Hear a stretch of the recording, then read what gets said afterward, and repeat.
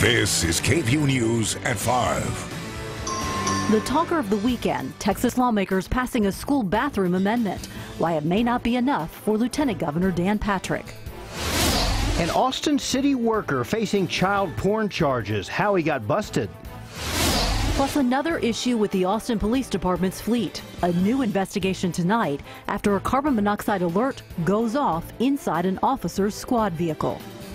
Good afternoon, I'm Terry Gruca. And I'm Mike Rush. First tonight, a live look over central Texas, some cloudy skies, and they will be sticking around a little bit longer. Chief Meteorologist Albert Ramon has a look at what we're tracking tonight. Albert? Not quite done with that rain just yet. Two more opportunities for rain, one tonight, one tomorrow, but we're quiet right now on Max Storm Doppler radar. Another day of a lot of cloud cover. That's kept temperatures cool in the 70s in many locations. It's 74 degrees right now in Austin. All right, the rain chance this evening and overnight coming from New Mexico. That's where a severe thunderstorm watch is in effect, includes a few counties in at least the western portion of the Panhandle, and a front over the Central Plains will arrive tomorrow afternoon. That will bring us our last chance of thunderstorms, at least for this week. So an overnight chance of a few showers and storms, a better opportunity of widespread showers and storms on Tuesday. And are you ready to see the sunshine and lower humidity? Well, we got a great forecast for you starting midweek. Much more on that coming up. Thanks, Albert. Now to the 85th Texas Legislature. A school safety bill turned into a bathroom bill. And today, the House of Representatives took the final vote passing it. KVUE political reporter Ashley Godot is live at the Capitol. Ashley, I know you've been keeping track. What was the original intent of this bill? Well, Mike, it made sure all public and charter schools have emergency plans for natural disasters or school shootings. But now it's all about bathrooms.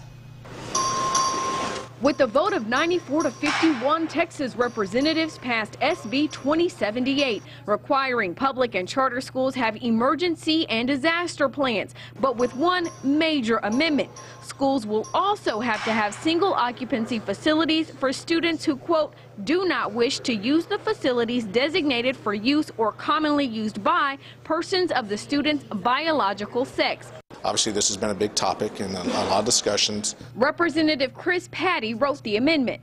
At the end of the day, I felt necessary to step forward and try to put forth something that I felt was a thoughtful and reasonable solution to a problem. Patty says the amendment doesn't target one set of students, and any student, like those with a medical condition or victim of bullying, can request a separate bathroom. House Democrats say the intent is clear. What that was about was broadening the scope to make it look like this was about more than transgender children. And it's not. It's not, because who it's going to impact is one group of people, kids that will now have to out themselves to be able to have accommodations provided to them. I would argue that the amendment that I proposed and put on this bill is to protect them as well, is to ensure their privacy, their safety, and their dignity.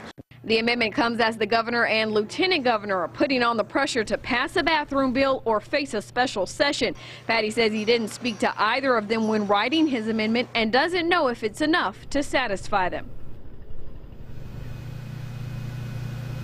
So, is the amendment enough to meet the lieutenant governor's demand? Well, maybe not. He released this statement, quote, I had not seen the language on the Patty amendment on Senate Bill 2078 before it was voted on last night. I also have concerns about its ambiguous language, which doesn't appear to do much. Now, that's because while schools are required to offer alternative bathrooms, the bill does not say students have to use restrooms according to their biological sex. The bill now goes back to the Senate. Live at the Capitol, Ashley Godot, KVUE News. State Senator Carlos Uresti has withdrawn his name from consideration as the Senate's next president pro tem. Last week, Uresti was indicted on multiple federal fraud, bribery, and money laundering charges. The position he was looking to fill is an honorary role awarded on seniority. It allows the person to serve as governor for a day when both the governor and lieutenant governor are out of state. Uresti says he is innocent. An Austin public health employee resigns after being busted with child pornography. Police found more than 50 images on Jeffrey Walters' work laptop. KVUE's Nicole Rosales joins us from the newsroom with information on how officials tracked down his activity. Nicole? 51-year-old Jeffrey Walters resigned from his position as an occupational health and safety coordinator this morning. Now, according to the affidavit, all this unraveled on April 10th when an IT security analyst spotted a suspicious file on the city's public health group drive. They discovered an explicit image of a young girl and reported it to police, but the picture didn't fit the state's definition of child pornography. So police were going to close the case, but a separate administrative investigation continued, and the IT found about 50 more explicit images of underage girls connected to Walter's computer and profile.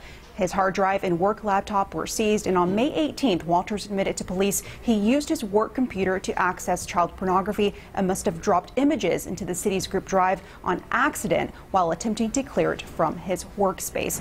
Walters was arrested on felony charge of possession of child pornography. In the newsroom, Nicole Rosales, KVUE News. New information on an issue we first told you about in March. An Austin police officer sickened by poison gases apparently leaking into his patrol car. Well, today we're learning about another possible incident. KVUE and Austin American Statesman reporter Tony Plohetsky is here with what he's learning. Hey, Tony.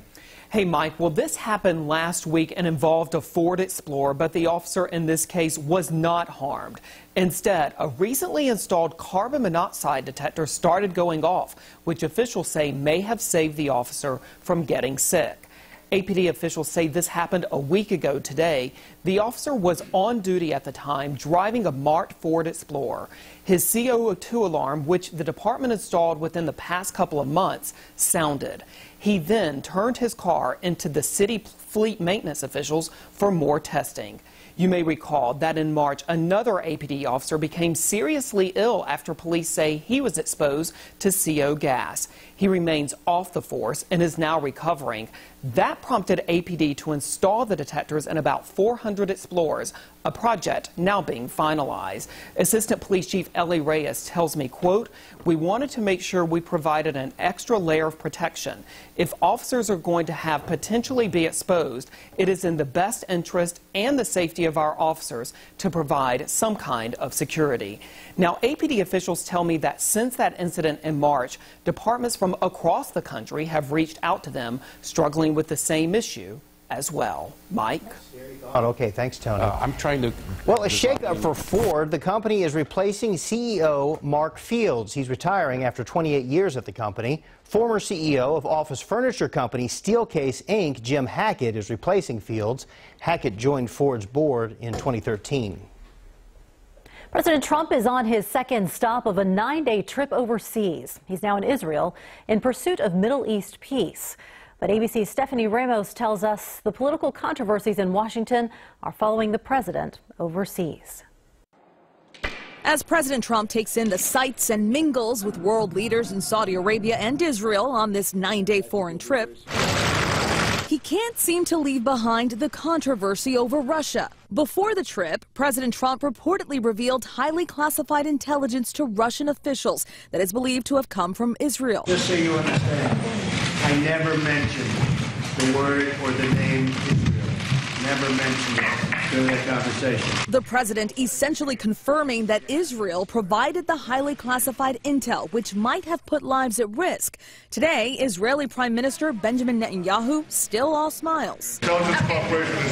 According to the New York Times, at that same Oval Office meeting, the president told Russian officials, quote, "I just fired the head of the FBI. He was crazy, a real nut job. I face great pressure because of Russia." That's taken off. Russia has bad motives toward the U.S., past, present, and future. Those motives are at the center of a federal probe into Russia's meddling in the U.S. presidential election last year. And Mr. Trump's former national security advisor, Michael Flynn, is now refusing to testify before Congress. Flynn pleading the Fifth Amendment and not handing over documents to the Senate panel leading the investigation. During a campaign rally last year, then candidate Trump had this to say. If you're innocent, why are you taking the Fifth Amendment?